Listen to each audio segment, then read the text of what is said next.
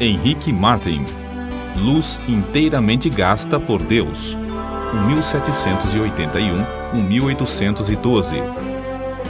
Ajoelhado na praia da Índia, Henrique Martin derramava a alma perante o Mestre e orava: Amado Senhor, eu também andava no país longínquo. Minha vida ardia no pecado. Desejaste que eu me tornasse não mais um tição para espalhar a destruição, mas uma tocha brilhando por ti. Zacarias, capítulo 3, versículo 2. Eis-me aqui nas trevas mais densas, selvagens e opressivas do paganismo. Agora, Senhor, quero arder até me consumir inteiramente por ti. O intenso ardor daquele dia sempre motivou a vida desse moço. Diz-se que possuiu o nome mais heróico que adorna a história da Igreja da Inglaterra, desde os tempos da Rainha Elizabeth. Contudo, até entre seus patrícios, ele não é bem conhecido. Seu pai era de físico franzino, e após o seu falecimento, os 4 filhos, inclusive Henrique, não tardaram a contrair a mesma enfermidade, a tuberculose. Com a morte do pai, Henrique perdeu seu intenso gozo pela matemática e passou a se interessar grandemente pela leitura da Bíblia. Diplomou-se com mais honras do que todos da sua classe. O Espírito Santo, porém, falou à sua alma: Buscas grandes coisas para ti, não as busques.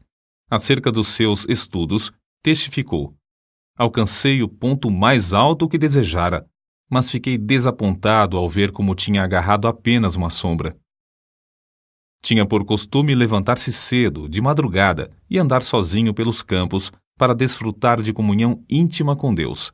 O resultado foi que abandonou para sempre o plano de ser advogado, um alvo que, até então, perseguia, porque não podia consentir em ser pobre pelo amor de Cristo. Ao ouvir um sermão sobre o estado perdido dos pagãos, resolveu dar a sua vida como missionário. Ao conhecer a vida abnegada do missionário Guilherme Carey e sua grande obra na Índia, sentiu-se dirigido a trabalhar no mesmo país.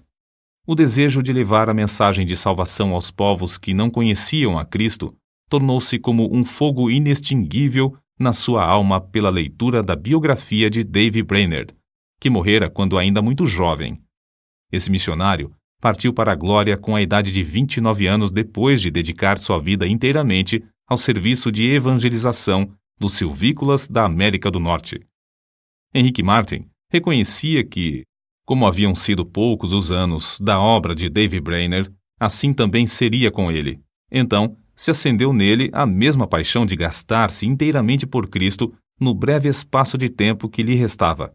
Seus sermões não consistiam em palavras de sabedoria humana, mas sempre se dirigia ao povo como um moribundo pregando aos moribundos. Havia um grande embaraço para Henrique Martin. A mãe de sua noiva, Lydia Grenfell, não consentiria que se casassem caso ele insistisse em levá-la para o estrangeiro.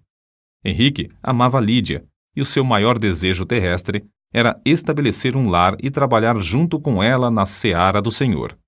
Acerca disto, ele escreveu no seu diário: Continuei 1 hora a mais em oração, lutando contra o que me ligava. Cada vez que estava perto de ganhar a vitória, o coração voltava para o seu ídolo. Finalmente, deitei-me sentindo grande mágoa. Então, lembrou-se de Dave Brainerd, o qual negava a si mesmo todos os confortos da civilização. Andava grandes distâncias sozinho na floresta, passava dias com fome e, depois de assim se esforçar por 5 anos, voltou para falecer tuberculoso nos braços da sua noiva, Jerusa, filha de Jonatas Edwards. Por fim, Henrique Martin também ganhou a vitória, obedecendo a chamada para sacrificar-se em prol da salvação dos perdidos. Ao embarcar para a Índia, em 1805, escreveu: Se eu viver ou morrer, que Cristo seja magnificado pela colheita de multidões para ele.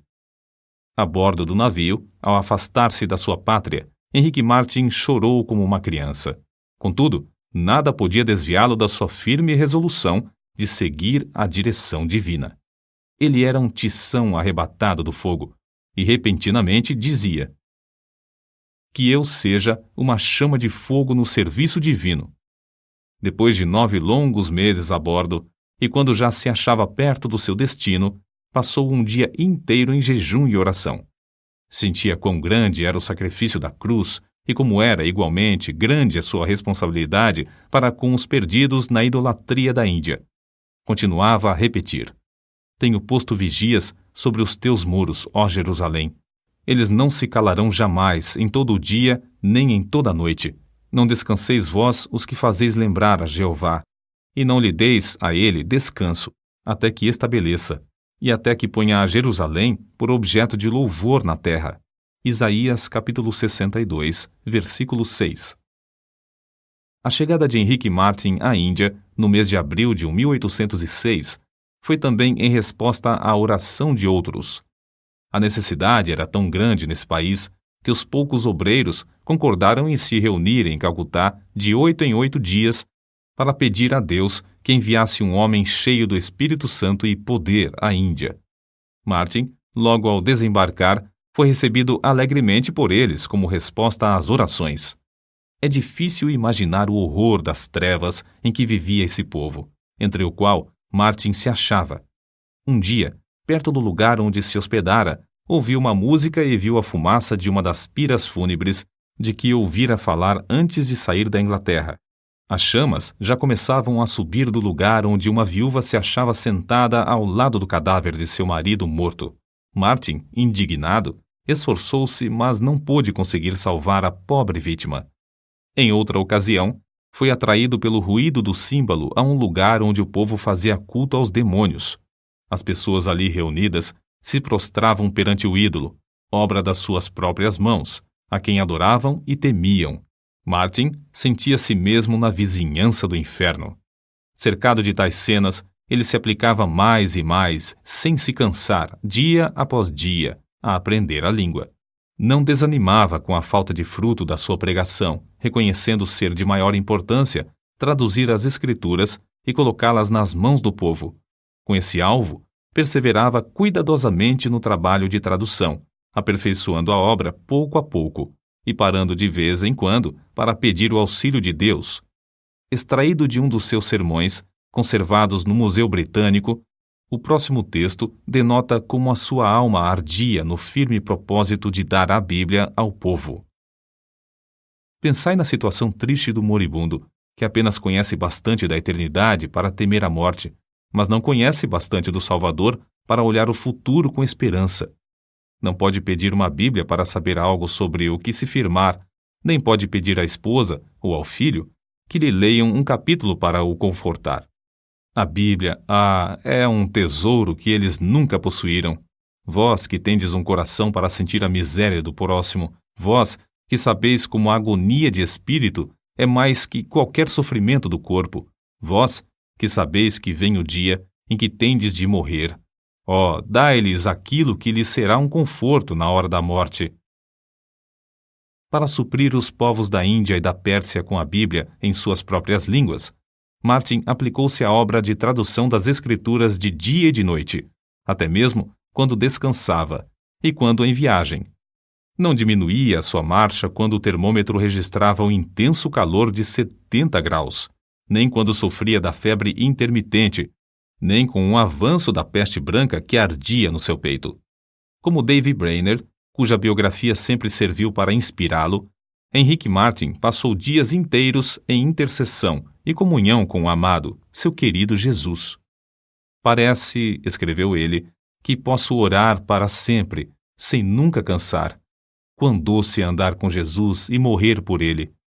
Para ele, a oração não era uma formalidade, mas um meio certo de quebrantar os endurecidos e vencer os adversários.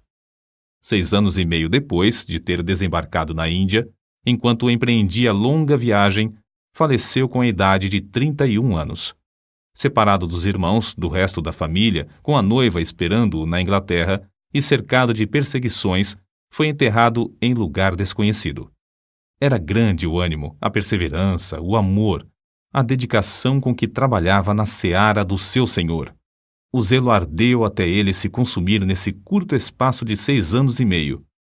É-nos impossível apreciar quão grande foi a sua obra, feita em tão poucos anos. Além de pregar, conseguiu traduzir porções das Sagradas Escrituras para as línguas de 1/4 de todos os habitantes do mundo. O Novo Testamento em hindu, hindustão e persa, e os evangelhos em judaico-persa são apenas uma parte das suas obras. 4 anos depois da sua morte, nasceu Fidelia Fiske, no sossego da Nova Inglaterra. Quando ainda aluna na escola, leu a biografia de Henrique Martin. Andou 45 quilômetros de noite, sob violenta tempestade de neve, para pedir à sua mãe que a deixasse ir pregar o evangelho às mulheres persas. Ao chegar à Pérsia, reuniu muitas mulheres e lhes contou sobre o amor de Jesus, até que o avivamento em Oromiar tornou-se outro Pentecostes. Se Henrique Martin, que entregou tudo para o serviço do Rei dos Reis, pudesse visitar a Índia e a Pérsia hoje, que grande obra encontraria! Obra feita por tão grande número de fiéis filhos de Deus, nos quais ardeu o mesmo fogo pela simples leitura da biografia desse pioneiro.